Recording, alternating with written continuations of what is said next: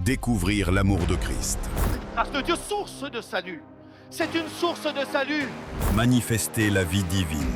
Si la grâce a la capacité de prendre ta vie qui est vouée à la mort éternelle et de la transférer dans la vie éternelle, ne crois-tu pas que cette grâce peut te faire marcher dans la sainteté? Accomplir l'impossible.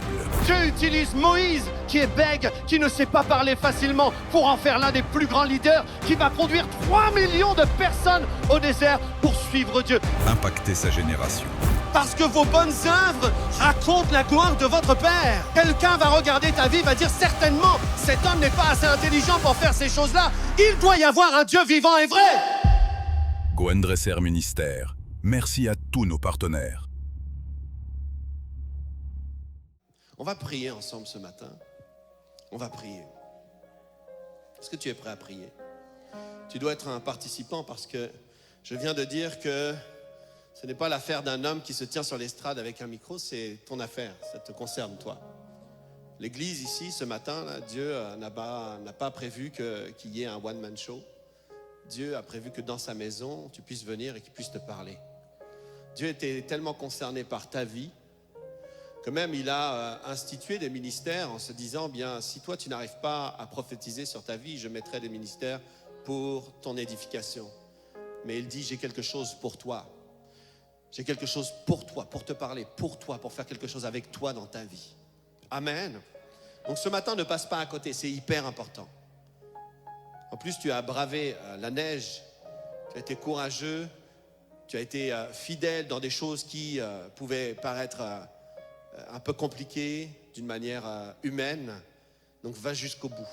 Tu es venu chercher une grâce, tu vas la recevoir. Tu es venu chercher une parole de Dieu, tu vas la recevoir. Tu es venu chercher ta guérison, tu vas la recevoir. Alléluia. Donne-moi un bon amen. Seigneur, on te bénit pour ta présence dans ce lieu. On te remercie pour la grâce que nous avons d'être dans ta maison et de pouvoir contempler ta face. De nous tenir devant toi et devant ta parole, croyant que par ton esprit, tu parles à nos cœurs et tu parles sur nos vies. Nous croyons que dans ce lieu où ta parole est déclarée, nous sommes au contact de la lumière. Nous vivons la puissance de la révélation, la puissance de la parole qui éclaire et qui dissipe toute confusion, toute ténèbre. Nous croyons que dans ce lieu, nous sommes exposés à la vérité et à la grâce qui transforme nos vies. Nous croyons que dans ce lieu, nous sommes dans un voyage, le voyage de la grâce. Nous sommes dans le voyage de la destinée glorieuse en Jésus-Christ. Nous sommes dans le voyage du succès, de la réussite. Nous sommes dans le voyage de la vie. Oh, alléluia! Oh, alléluia! Oh, Seigneur, je prie que ce matin, quiconque se tient dans ce lieu ou suit en ligne, je prie qu'aucune personne ne passe à côté de ce que tu veux dire. Je prie qu'aucune personne ne se fasse voler le glorieux héritage que tu as placé d'avance pour notre bénéfice. Je bénis ton Église, je bénis ton Église. Je la bénis en ton nom. Je bénis les vies, je bénis les jeunes gens, je bénis les jeunes filles, je bénis les aînés. Alléluia, je bénis les parents. Dans le nom puissant de Jésus, je bénis les enfants. Dans le nom de Jésus. Oh frères et sœurs, levons-nous à nos places. Levons-nous à nos places. Alléluia. Ce matin, le Seigneur m'a dit, bénis mon peuple. Bénis mon peuple. Bénis mon peuple. Alléluia. Bénis mon peuple. La Bible dit que Moïse et Aaron sortirent pour bénir le peuple. Et je dois parler la bénédiction sur toi. Amen. Et tu dois le faire de manière participative. Tu dois saisir ces promesses. Tu dois recevoir la bénédiction. J'ai entendu aussi que je devais renverser la malédiction. Je dois la renverser.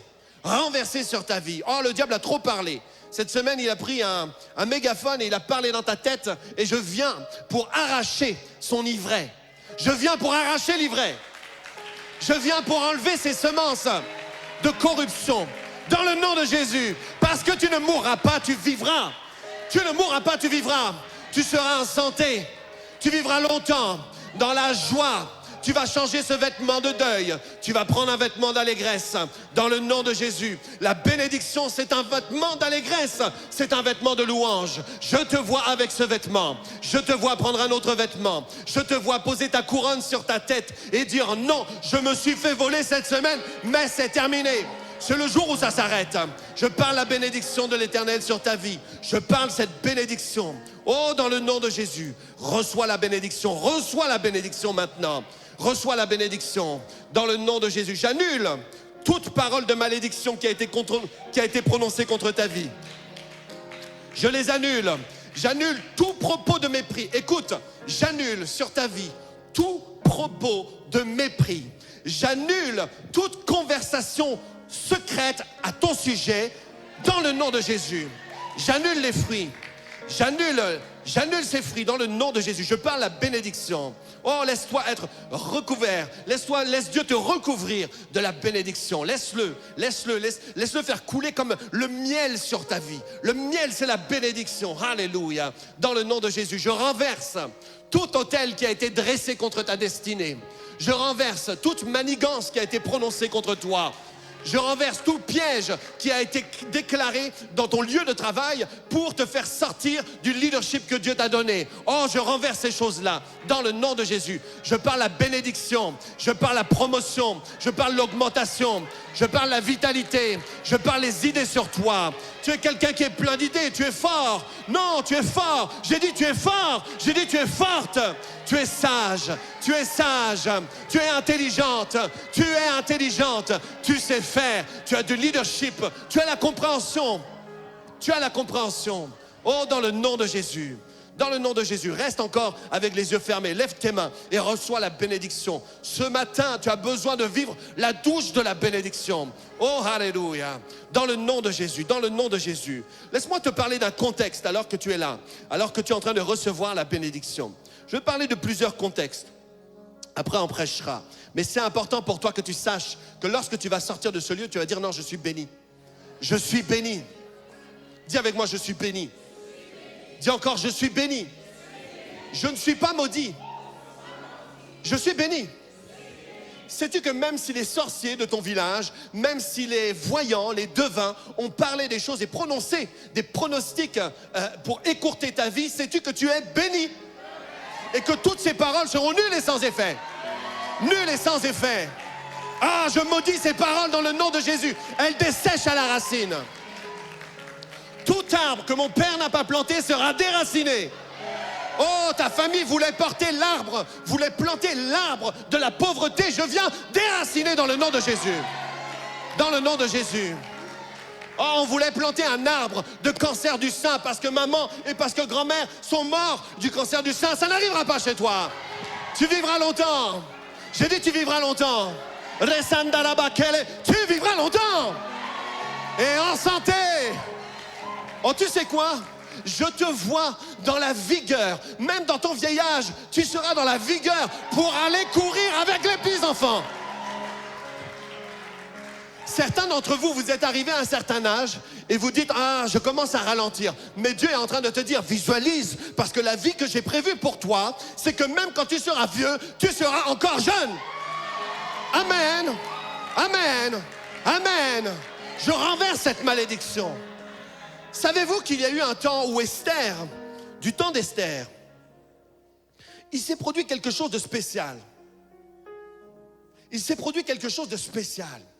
Il y avait un homme qui était très mal intentionné, qui s'appelait Aman. Très mal intentionné. Puis cet homme-là avait des projets vraiment compliqués vis-à-vis du peuple juif. Sens-toi libre dans sa présence. Si tu veux rester debout ou assis, qu'importe. Et il a voulu partager sa colère, alors qu'il était en train de vivre l'ascension, de par le roi Assuérus, il était en train de vivre cette ascension. Il va convoquer des gens qui étaient sous son leadership et même son épouse, et il va leur dire, mais toutes les choses que je vis en ce moment, la richesse, la promotion, tout ça, il dit, ça n'a pas de valeur, parce qu'il y a ce juif, il y a ce Mardoché qui ne veut pas se prosterner devant moi. Il disait qu'il était tellement amer et en colère. Il disait, mais tant que lui, il vit là, même si on me donne tout ça, ça paraît comme rien du tout. Cet homme-là était animé de l'esprit d'avortement des destinées. Cet homme-là voulait vraiment mettre fin à ce type de destinée. Et là, ils vont avoir une idée. Ils vont lui dire, prépare une potence. Prépare une potence. pour pendre Mardochée. Et à partir du moment où ils vont avoir cette idée de préparer une potence, cette nuit-là, la Bible dit que le roi n'arrivait pas à trouver le sommeil. Le roi arrivait à trouver le sommeil, souvent. Il avait des concubines même, il pouvait faire venir des concubines et il disait, mais ce soir-là, il s'est produit quelque chose de spécial. Il n'arrivait pas à dormir et il a demandé à ce qu'on fasse venir un livre. Vous connaissez ça ou pas? Je prie qu'on connaisse la parole de Dieu à l'église de la Victoire. Il a dit, mais faites-moi venir un livre. Et cet homme-là n'a pas dit, venez faire venir des chantres ou des ceci ou des cela. Faites venir un spectacle pour moi parce que je n'arrive pas à dormir. Faites venir une concubine parce que je n'arrive pas à dormir. Il a dit, faites venir un livre. Et c'est l'Esprit de Dieu qui l'a conduit à faire ce choix. Parce qu'il avait été question de maudire quelqu'un qu'on ne peut pas maudire. Savez-vous que la malédiction était réservée pour Christ sur le bois? Savez-vous cela? Est-ce que vous comprenez cela? La Bible dit dans Galates, chapitre 3, verset 13-14, il est dit que Christ nous a rachetés de la malédiction. Parce qu'il est écrit, maudit est quiconque est pendu au bois. Ce qui veut dire qu'on faisait du mal au peuple juif. Mais au moment où on voulait prendre quelqu'un et pendre cet homme, ce juif, au bois, Dieu a dit non, ça n'arrivera pas, c'est réservé à Christ. La malédiction qu'on trouve sur la croix est réservée à Christ. C'est pourquoi tu ne peux pas la vivre aujourd'hui. Même Dieu ce jour-là, alors qu'il y avait du trouble parmi le peuple juif, ils vivaient des difficultés. Mais lorsqu'ils ont pris le temps d'enfanter un projet où on va dire on va maudire Mardochée, Dieu a dit non, ça n'arrivera pas. Ça c'est réservé à mon fils. C'est pourquoi le roi n'arrivait pas à dormir. Et il a dit mais qu'est-ce qu'on a fait de bon pour ce Mardochée? Comment est-ce qu'on l'a récompensé? Et vous connaissez l'histoire. Je suis venu te dire quelque chose de spécial. C'est que n'oublie pas que la malédiction, elle a été portée sur la croix. Une fois pour toutes. C'est pourquoi même si ta famille dit le contraire, même si tes pasteurs t'ont dit le contraire, laisse-moi te dire qu'une fois pour toutes, Christ a été maudit à ta place.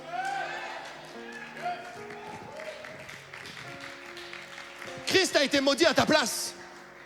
Une fois pour toutes. Oh, c'est puissant, frère. C'est puissant, ma sœur. Je vais prendre le temps, je vais laisser ça descendre dans ton esprit. Parce que qu'est-ce que ça veut dire? Qu'est-ce que ça veut dire? Ça veut dire que toi et moi, aujourd'hui, nous avons reçu, à cause de l'obéissance de Christ, nous avons reçu la bénédiction d'Abraham. Genèse 12.2, est-ce qu'on peut l'afficher? Genèse 12.2, il est dit ceci. Il est dit, je te bénirai, je ferai de toi une grande nation, je rendrai ton nom grand, tu seras une source de bénédiction. Genèse 12.3, Genèse 12.3, il est dit quoi? Il est dit, je maudirai, Genèse 12.3 s'il vous plaît. Genèse 12.3. Je bénirai ceux qui te béniront et je maudirai ceux qui te maudiront. Et ici, il dit quelque chose de très spécial. Et toutes les familles de la terre seront bénies en toi. Il dit à Abraham et toutes les familles de la terre. Toutes les familles de la terre seront bénies en toi, Abraham. Et lorsque l'apôtre Paul commence à parler de la bénédiction, de la malédiction, il parle de la malédiction de la loi.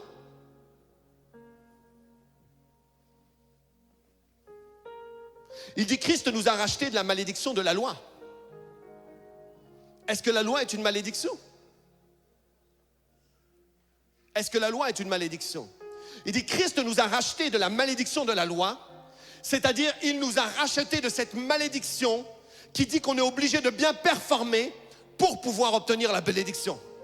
C'est ce type de rachat que nous avons vécu. Tout a à voir avec la performance. Tout a à voir avec la performance. Relisez Galates 3, vous allez voir. C'est pourquoi lorsqu'il parle, il dit, Galates 3, 14, si on peut regarder, Galates 3, 14. Oh, c'est puissant, frères et sœurs. Tu ne vas plus te faire voler. Tu ne vas plus te faire voler comme cette semaine. Le diable vient avec une façon très spéciale pour te convaincre que les choses de la malédiction t'appartiennent. Il ne va pas dire, ah, la malédiction, c'est parce que quelqu'un t'a jeté un sort. Il ne va pas faire ça comme ça. Il sait très bien que tu ne crois pas à ces choses-là. Peut-être certains d'entre vous, vous croyez encore qu'on peut vous jeter un sort et que ça aura son effet. Galates 3,14, s'il vous plaît. Quelqu'un me suit? Tu es avec moi? Donc le diable vient d'une manière tellement fourbe pour venir dans ta tête et te dire que les conséquences de la malédiction sont attachées à ta vie. Même, vous savez quoi, la manière dont il a agi, c'est qu'il a même dit à l'église, vous savez quoi?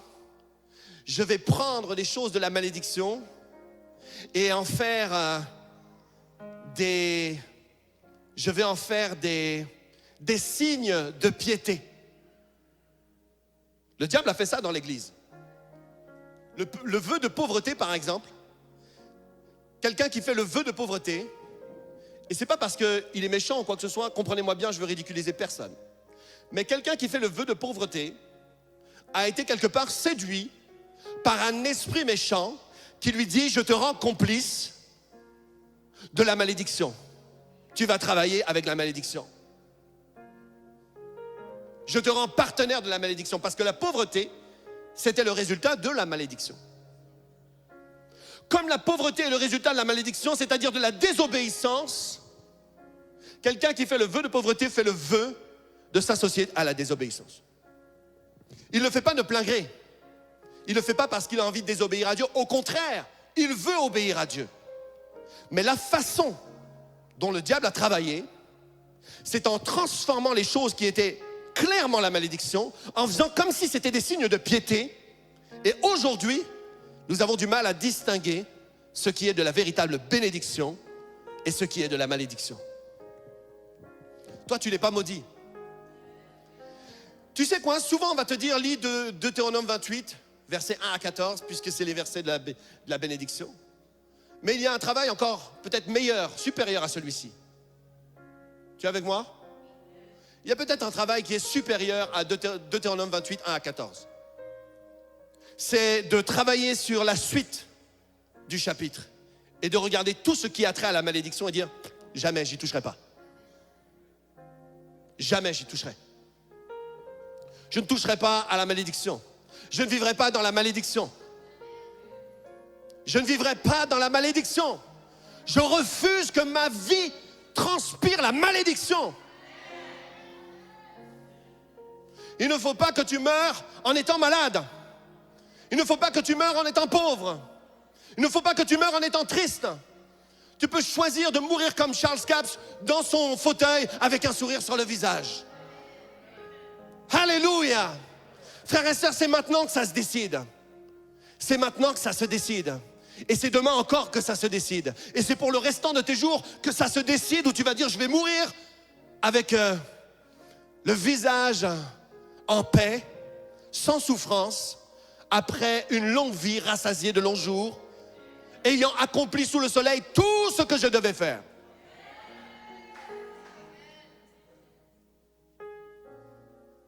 Pourquoi Élisée a aidé cette femme? 2 Rois 4, 7, on va y venir, on garde Galates 3. Pourquoi est-ce qu'Élisée a aidé cette femme veuve? Pourquoi est-ce qu'il l'a aidée? Elle a dit, ton serviteur, mon mari est mort et nous avons des dettes. Dans 2 Rois 4. Pourquoi est-ce qu'il l'a aidée si ça, c'était le fruit? Pourquoi est-ce qu'il l'a aidée si ça, c'était la volonté de Dieu? Si c'était la volonté de Dieu, que elle, qui avait un mari prophète, qui servait Dieu, si c'était la volonté de Dieu, pourquoi Élisée l'a aidé? Ça veut dire qu'Élisée serait en train de transgresser une conséquence que Dieu aurait appelée sur la vie d'un serviteur. Mais Élisée ne faisait pas ça. Il savait très bien ici qu'il y avait l'odeur de la malédiction. Ce n'est pas normal. C'est comme si Élisée disait, mais ce n'est pas normal. Même ce serviteur qui m'a vu, moi, servir Dieu, qui moi-même, j'ai vu Élie servir Dieu, aucun de nous n'a manqué. Pourquoi lui, il a manqué? Et bien sûr, il n'a pas exercé des paroles de jugement. Je paraphrase, mais il a dit, qu'as-tu à la maison? Parce qu'on va remédier à ça. Il a dit, je refuse même que toi et tes enfants, vous finissiez comme ton époux, vous-même, vous aurez de quoi vivre pour le temps de votre vivant, mais aussi les enfants vivront de cette provision. Va vendre l'huile, tu vivras toi et tes enfants. Élisée était concerné à ce que la vie de quelqu'un parle la bénédiction. D'ailleurs, nous devrions être concernés à ce que nos vies soient le reflet de la bénédiction. C'est hyper important, frères et sœurs. Je ne sais pas si vous comprenez ce que je veux dire. C'est important que ta vie transpire, respire, qu'il y ait l'odeur de la bénédiction. Amen. Vous savez que l'apôtre Paul a dit qu'il y a 2 odeurs. Hein? Il a dit que pour certains, on transporte une odeur de mort. Parce que l'odeur de mort, c'est ceux qui n'ont pas accueilli celui qui s'est donné pour eux. Pour eux, c'est comme une odeur de mort. Mais pour ceux qui ont fait le choix de comprendre que Christ, non seulement a été crucifié à la croix, mais qu'il est allé en enfer et qu'il a dépouillé la mort, alléluia, qu'il est ressuscité et qu'il nous a bénis de toutes sortes de bénédictions spirituelles dans les lieux célestes, celui-ci a fait de nous des personnes qui portent l'odeur de la bénédiction. Oh mon frère, ma sœur, qu'importe les temps dans lesquels nous vivons, qu'importe qu'on soit à la fin des temps, tu dois sentir la bonne odeur de la bénédiction jusqu'au bout. Jusqu'au bout. Jusqu'au bout, on doit voir les signes de la royauté chez toi. Savez-vous qu'Esther était dans le royaume, qu'elle était devenue reine? Savez-vous qu'elle était devenue reine, mais qu'elle n'avait aucune idée de ce pourquoi elle était devenue reine? Ça veut dire que toi-même qui es devenu roi, qui es devenu reine, parce qu'il dit, il a fait de nous un royaume, tu peux avoir le statut de roi, de reine, mais n'avoir aucune idée de ce pourquoi tu es devenu roi ou reine. Il se peut que tu vives toute ta vie comme ça. Cela ne t'arrivera pas dans le nom de Jésus. Ta vie racontera que tu as rencontré Christ un jour, mais que tu as marché avec lui toujours. Amen. Oh, alléluia, frères et sœurs. Vous savez c'est quoi le règne? Vous savez c'est quoi la bénédiction? Ça n'a rien à voir avec le matériel. Ça a à voir avec l'odeur de Christ. Ça a à voir avec le fait que nous avons été touchés par celui qui est vivant. Alléluia. Que nous avons été changés. Et que celui qui est mort à notre place, qui a été maudit à notre place, afin que nous soyons bénis aujourd'hui, nous puissions sentir la bénédiction. Ta vie, elle doit avoir cette odeur. Il ne faut pas que les gens te regardent comme ça et dire « Ah mais c'est compliqué pour lui. C'est compliqué pour elle. » Je ne dis pas qu'on ne peut pas avoir des défis. Je ne dis pas ça. Et je ne dis pas qu'on doit mépriser le pauvre. Pas du tout. Je dis juste que cette parole-là, elle a la capacité de transformer la vision et te donner vraiment l'exactitude sur c'est quoi la royauté. Parce que jusque-là, Esther était quand même confortable dans le fait d'être reine, mais de ne rien faire. Et si vous lisez, si vous méditez sur le livre d'Esther, vous allez voir, il se produit quelque chose de très spécial. Très, très spécial. Vous savez que l'histoire d'Esther, elle tourne autour de la malédiction, de la bénédiction. Esther, c'est l'Église. Esther, c'est pas juste Esther. Esther, c'est l'Église. Amen. Et toute cette histoire tourne autour d'un poteau de malédiction. Et comment elle termine? Avec les fils d'Aman qui ont été pendus à ce poteau. C'était pas que les gens étaient au poteau pour mourir au poteau. Parce que juste avant, ils ont été tués. Les 10 fils d'Aman ont été tués. Et après, Esther a dit qu'on les pende. Quand elle a fait ça, le verset existait déjà. Moïse avait déjà parlé. Car maudit est quiconque est pendu au bois. Non seulement ils étaient morts, mais maintenant, tout était maudit les concernant. C'est une histoire de bénédiction, de malédiction.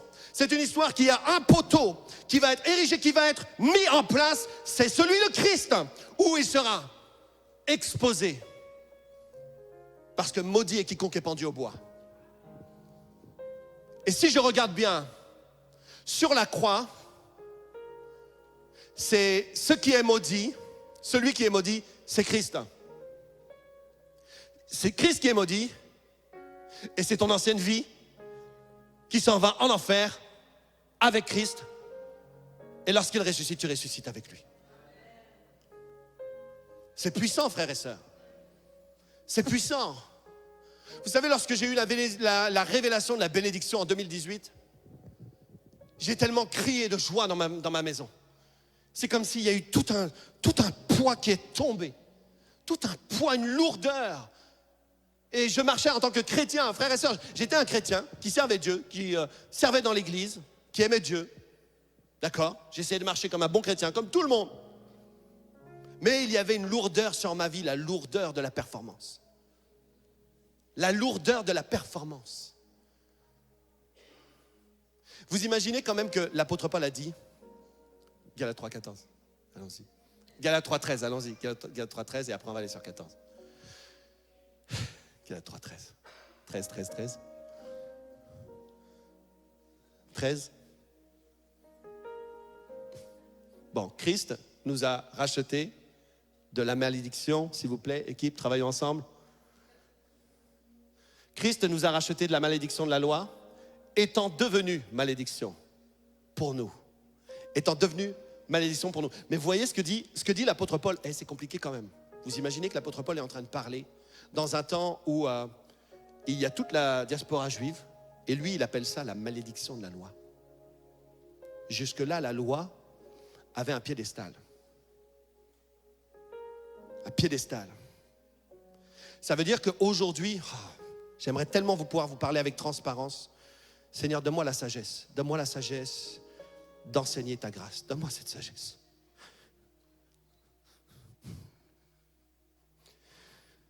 Donne-moi de parler avec un langage qu'on comprend. L'apôtre Paul ici, parmi sa génération, lui qui a été élevé auprès de Gamaliel, dit « Racheté de la malédiction de la loi ». Tu imagines tous les rabbins regarder Paul et dire « La malédiction de la loi ». Mais tu rigoles, la loi c'est ce qui est le plus précieux. Comment tu associes la loi et la malédiction? Ce qu'il est en train de dire, c'est que c'est une malédiction de devoir compter sur ses propres forces pour vivre la bénédiction. C'est une malédiction. C'est porter un vêtement qui dit « Je suis capable de le faire sans Dieu ». Il dit « Christ nous a rachetés de ça ». Il est devenu malédiction. Il est devenu malédiction. Lui le béni. Celui qui est béni éternellement, la Bible dit, il est devenu malédiction. Pour nous, car il est écrit, maudit est quiconque est pendu au bois. Il est maudit celui qui est pendu au bois. C'est pourquoi Christ, vous savez que Christ est allé en enfer. Même ça, il y a des pasteurs qui ne veulent même pas entendre ça. Il a été maudit. Frères et sœurs, le sort de la malédiction, là, c'est très très clair. Il n'y a pas de grâce. Il n'y a pas de grâce. Il a été maudit. Ça veut dire que cette malédiction qui vient sur lui, qui l'emporte en enfer, tu n'as pas à la porter. Tu n'as plus à la porter. Tu as été délivré. Mais qu'est-ce que ça veut dire cette malédiction? Est-ce que c'est juste des sorts de sorciers? C'est tout ce qui se rattache à la vie sans Dieu. Tout ce qui se rattache à la vie d'une façon psychique et non pas à la vie Zoé. Tout ce qui se rattache à une vie psychique où Dieu, dans sa gloire, n'est pas avec nous. C'est ça la malédiction. Mais gloire soit rendue à Dieu, il a été trouvé sans péché. Et la mort ne pouvait le retenir.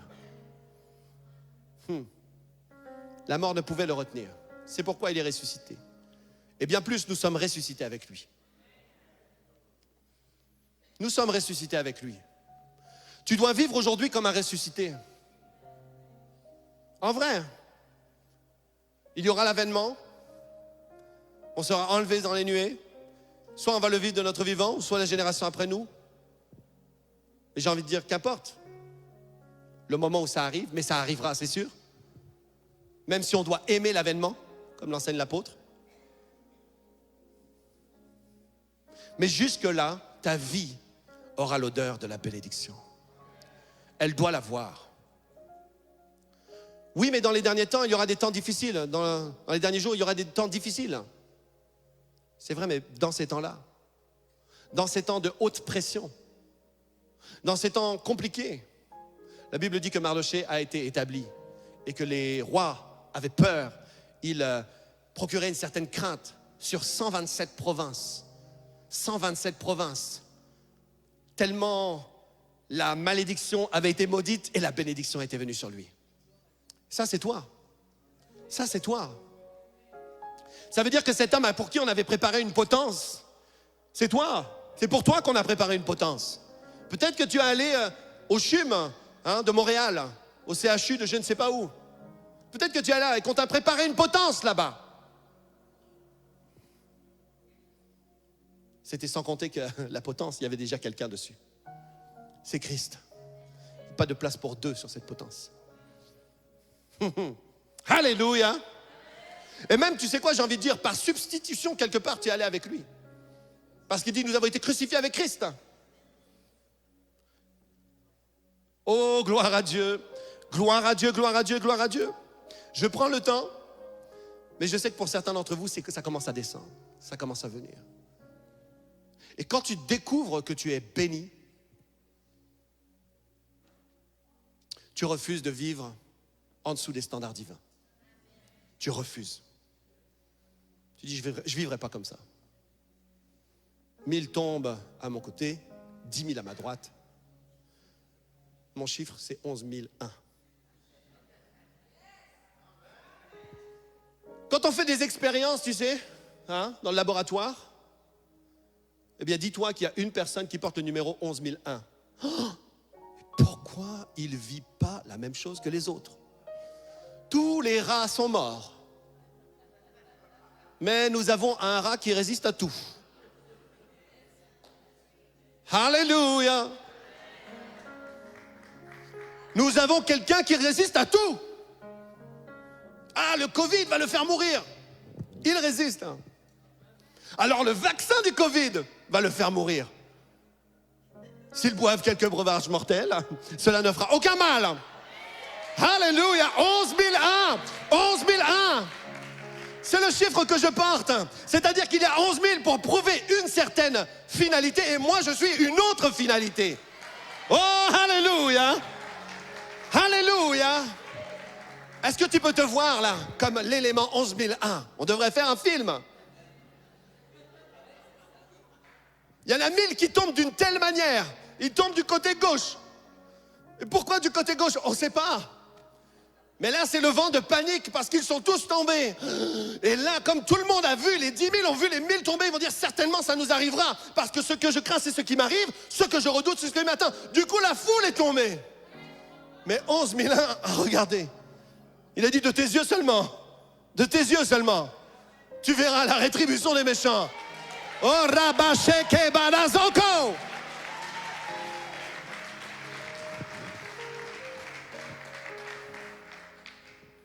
Je te donne les copyrights. Écris le livre 11 001. Je ne vais pas l'écrire. Écris-le 11 001. Je te donne. Écris-le pour montrer la différence de ta vie.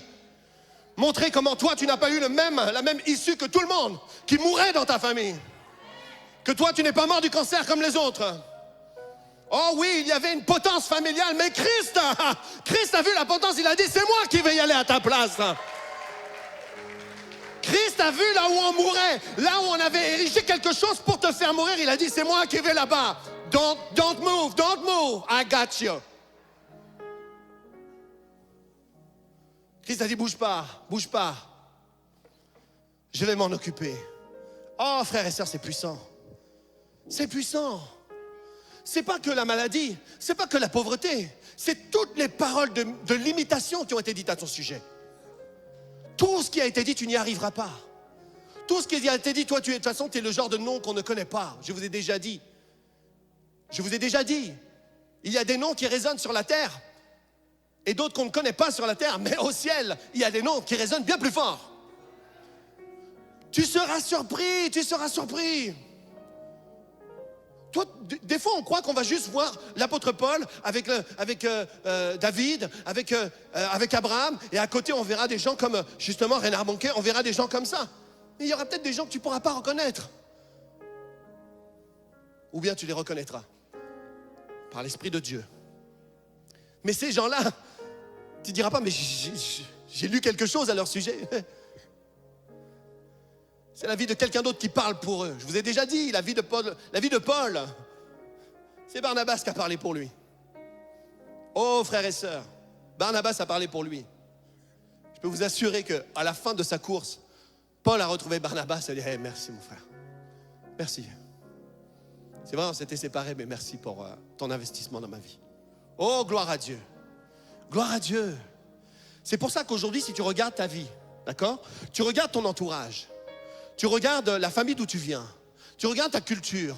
Tu regardes que tu es seul. Je parle à quelqu'un, je parle à une personne. Et tu te sens seul parce que tu as quitté le pays. Et tu dis, mais là, tu as l'impression d'être comme dans un sable mouvant. Je parle à une personne de manière prophétique. Tu as l'impression d'être comme dans des sables mouvants. C'est comme si tu as l'impression cette dernière semaine, tu t'enfonces parce que tu ne te reconnais pas dans le lieu où tu es. Je suis venu te parler de la bénédiction. Parce que la bénédiction te gardera toujours en haut. Toujours en haut. Ne crains pas, n'abandonne pas, ne fais pas demi-tour. Tu n'as pas besoin de faire demi-tour. La bénédiction te poursuit. Et tu sais quoi, j'ai envie de te dire une chose très particulière. Écoute-moi bien. Toi qui vis cette situation, lève ta main. Où es-tu? Toi qui vis cette situation, lève ta main, lève ta main, lève ta main. Je veux parler à une personne. Ok. Alléluia. Laisse-moi te dire une chose. Ton père Abraham, la Bible dit, posez les regards sur Abraham et sur votre mère Sarah. Car lui seul je l'ai appelé et je lui ai donné une grande famille. Le Père de la bénédiction, amen, tu fais bien de poser ta main sur elle. Prie pour ta sœur. Gloire à Dieu. Gloire à Dieu. Tu ne feras pas naufrage. Tu es le type de personne qu'on emmène sur une eau compliquée, à une destination compliquée, mais tu dis, mais personne ne mourra parce que je suis là. Alléluia. La potence du naufrage, Christ est allé dessus. Je ne mourrai pas dans un naufrage. C'est bien trop tôt. D'autant plus que Dieu m'a donné une parole, je dois parler au roi. Je dois m'adresser au roi. Et Paul, c'est ce qu'il disait. Bien-aimé, tu dois être ce type de personne qui, lorsqu'elle entre dans l'avion, tu dis, l'avion ne peut pas s'écraser parce que je suis dedans.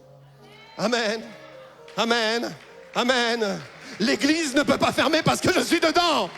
Hey, Cohensville ne peut pas vivre sa fin parce que je suis dedans.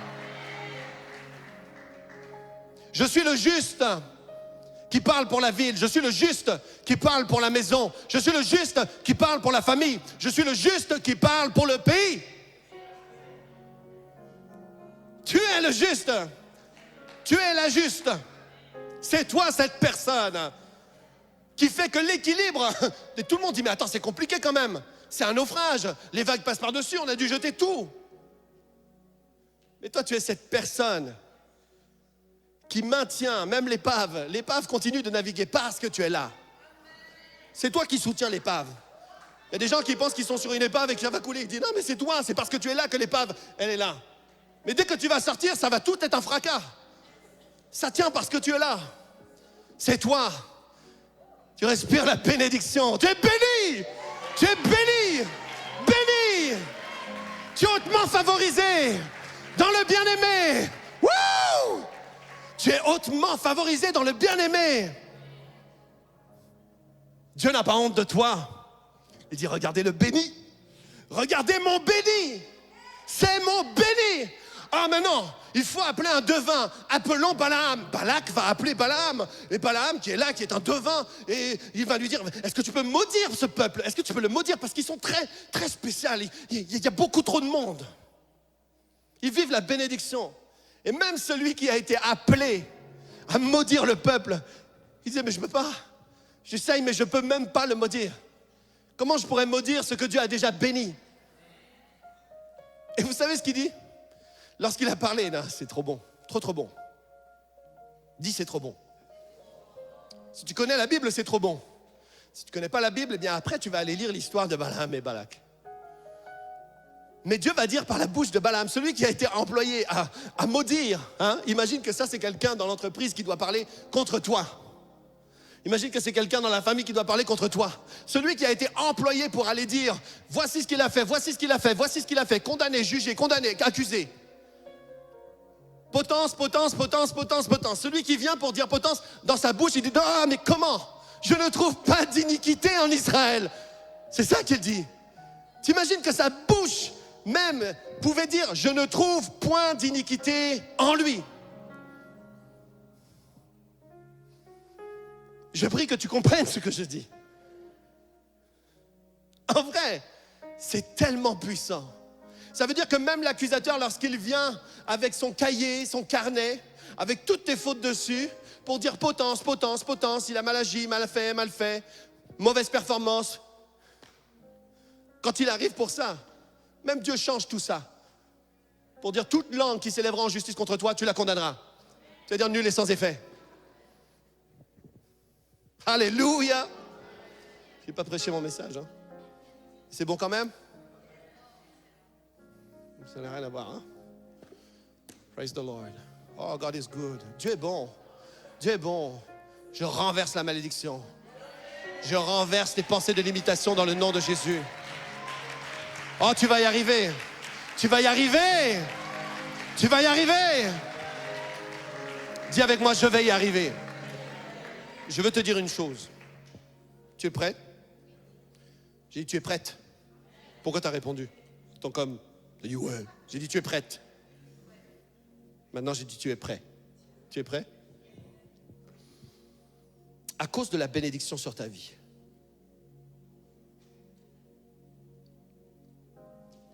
À cause de cette bénédiction. Tu vas y arriver en grand. Mais vraiment en grand. Du jour au lendemain, tu ne sais pas ce qu'un jour peut enfanter. La Bible dit, nul ne sait ce qu'un jour peut enfanter. Nul ne sait ce qu'un jour peut enfanter. Celui qui était à la porte du roi va se retrouver avec l'anneau du roi. Celui qui était à la porte du roi, pour qui on avait préparé une potence, se retrouve gouverneur. En un jour. La Bible dit qu'en un jour, là où il y avait un édit pour aller tuer tous les Juifs, en un jour, ils ont fait apprêter des chevaux les plus rapides. Et ils ont dû courir dans toutes les contrées, dans les 127 provinces, pour aller dire, vous voyez cet édit qui a été dit? Cet édit qui a été dit. Vous voyez ce qui a été ce décret?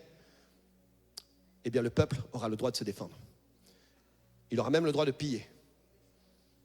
Bien sûr, il n'a pas pillé. Mais par contre, en un seul jour, tout ce qui a été prononcé à ton sujet peut être renversé. En un seul jour. Oui, mais ça fait 5 ans que les gens sont en train de manigancer quelque chose contre moi. Ça fait longtemps que cette situation dure. Mais le moment où les gens décident de mettre la potence pour te pendre, c'est le jour où Dieu vient frapper à la porte du roi et dire, prends le livre des annales. Et là il dit, mais j'ai envie de dormir. Il dit, non, réveille-toi, roi. Il faut que tu vois quelque chose dans le livre. Parce que c'est le jour de l'ascension. C'est le jour où Mardochée monte, pas le jour où il monte sur la potence, mais où il monte en leadership. Gloire à Dieu. Alléluia. C'est pourquoi il fait de tes ennemis un marchepied. Des fois, quand tu vois que les ennemis commencent à être nombreux, quand tu vois les ennemis, laisse-moi te dire une chose. De toute façon, j'ai le micro.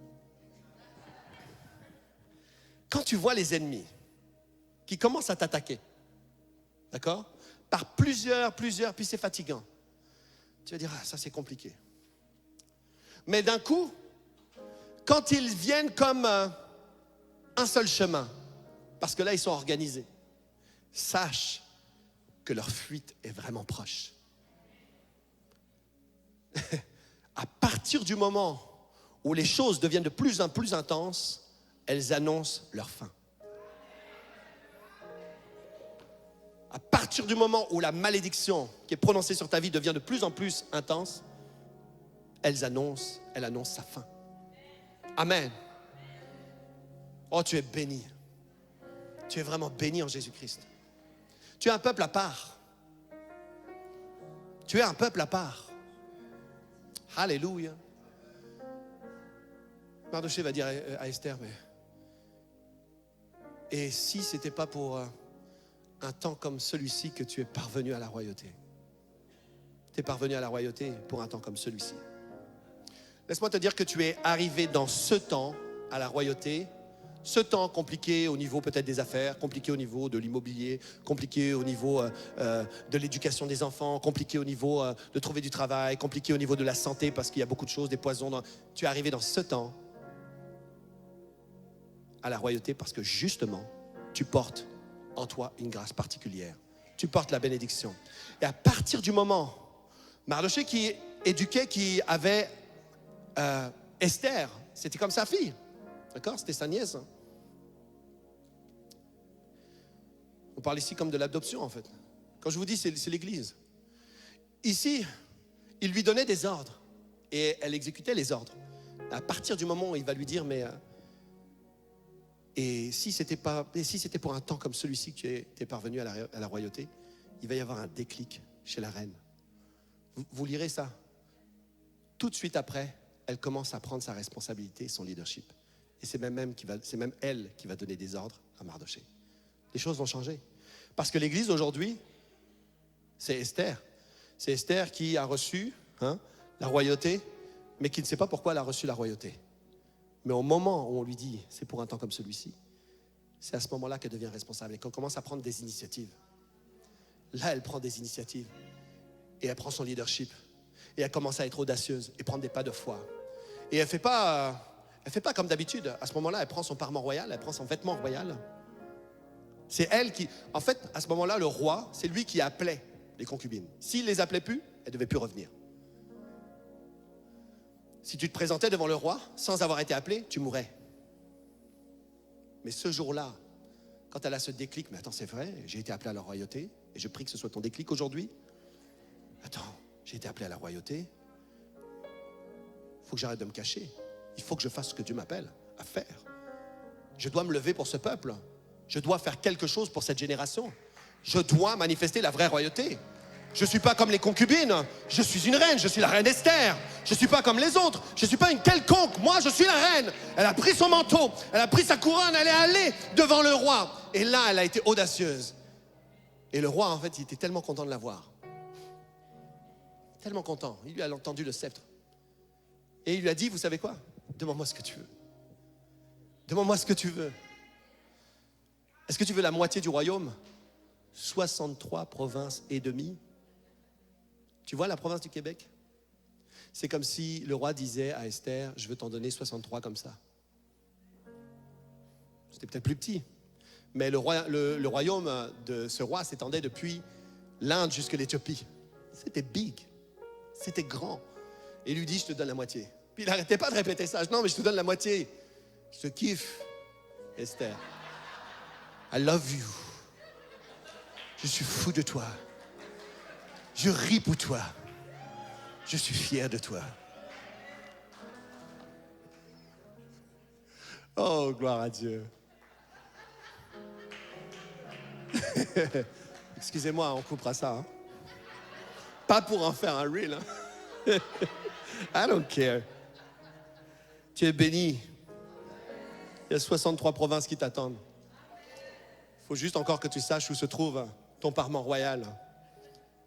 Amen. C'est le temps pour toi d'être audacieux, d'être audacieuse et de marcher dans la bénédiction.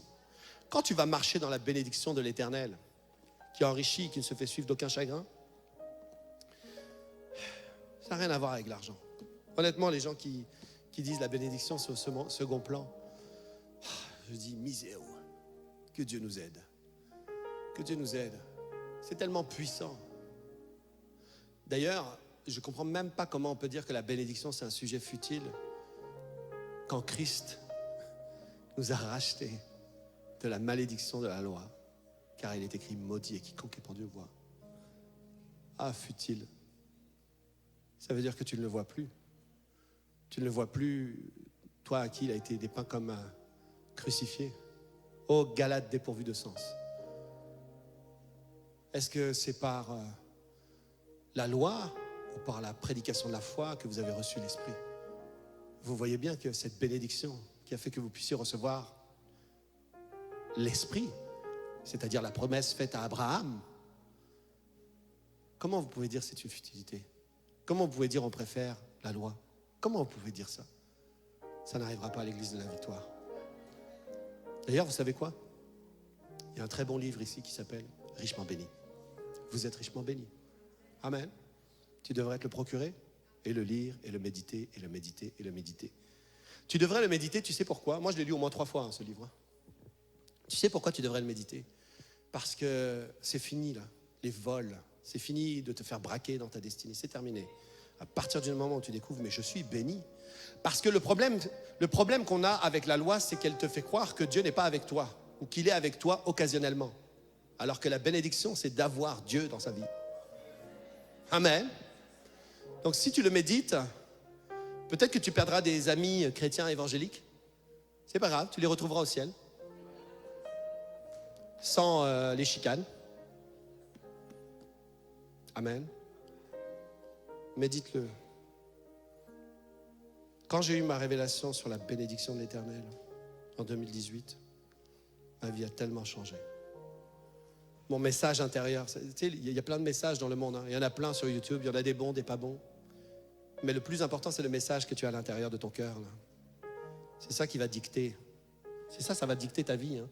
Si à l'intérieur de ton cœur, tu es toujours dans l'angoisse de « Ah, je ne suis pas assez bon », est-ce que Dieu vraiment a parlé la bénédiction sur moi? Quand tu découvres la bénédiction, il dit « Je ne vois aucune iniquité ». C'était un peuple hyper nombreux, hein. Des milliers, des millions de personnes. Et le peuple dit « Je ne vois aucune iniquité en Israël ». C'est fort quand même. Parce que Dieu voyait de manière prophétique son peuple qui a été racheté par Christ. Ces choses ont été dites pour notre éducation. Ces choses qu'on voit là, c'est des choses qui ont été dites pour nous, afin qu'on comprenne c'est quoi la bénédiction. Alors on va prier encore, si tu veux te lever à ta place. Quelqu'un a reçu quelque chose ce matin?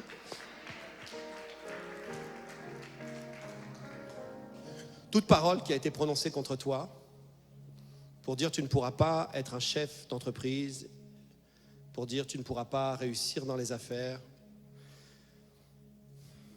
ou bien tu vas mourir jeune, tu vas divorcer, tu vas perdre cet enfant, tu vas encore faire une fausse couche, on ne guérit pas de cette maladie. Toute parole de ce type qui a été prononcée sur toi, c'est le jour où j'arrache de la terre de ta destinée ce que le diable a voulu planter. Je le déclare nul et sans effet. J'anéantis toute parole de limitation qui a été prononcée sur toi. Et je déclare la bénédiction de l'Éternel. Père, je bénis ton peuple. Je bénis ton peuple. Je bénis ton peuple en disant que l'Éternel te bénisse. Qu'il fasse luire sur toi sa face. Qu'il t'accorde sa grâce. Qu'il tourne vers toi sa face. Qu'il te garde. Que la bénédiction de l'Éternel t'accompagne tous les jours de ta vie. Que ta vie sente l'odeur de la bénédiction. Qu'on puisse te voir et qu'on dise de toi, tu es la personne la plus heureuse que j'ai connue. Tu es la personne la plus joyeuse que j'ai connue. Tu es la personne la plus positive que j'ai connue. Qu'on puisse dire de toi que tu es la personne la plus excellente que j'ai connue. Que tu es la personne la plus courageuse que j'ai connue. Non, tu es vraiment la personne la plus riche même que j'ai connue. Tu es la personne la plus en santé que j'ai connue. Tu es la personne la plus endurante que j'ai connue. Tu es la personne la plus aimante que j'ai connue. Tu es la personne la plus qui pardonne le plus que j'ai connue. Tu es la personne Non, vraiment, cette personne-là vit la bénédiction. Non, cette personne-là, quand tu la vois, elle sent la bénédiction. Non, quand tu regardes cette personne-là, elle est différente. On voit sur son visage qu'il y a quelque chose de spécial. On voit la bénédiction de l'Éternel. On voit la bénédiction de l'Éternel. Qu'on puisse dire, en regardant ton visage, Dieu a fait luire sa lumière sur toi. Et il dit, nous tous qui le visage découvert, c'est-à-dire sans la performance de la loi, nous contemplons comme dans un miroir la gloire de l'Éternel, c'est-à-dire la bénédiction. Nous sommes transformés de gloire en gloire, à la même image, par le Seigneur, comme par le Seigneur qui est l'Esprit. Nous sommes transformés, nous sommes métamorphosés, nous sommes changés. Hey. Tu peux oublier toutes les malédictions de ton passé, de ton village, de ta famille. Tu peux oublier ça. Laisse ça en arrière. Si tu regardes derrière, tu verras juste la croix où Christ a souffert pour toi. Amen.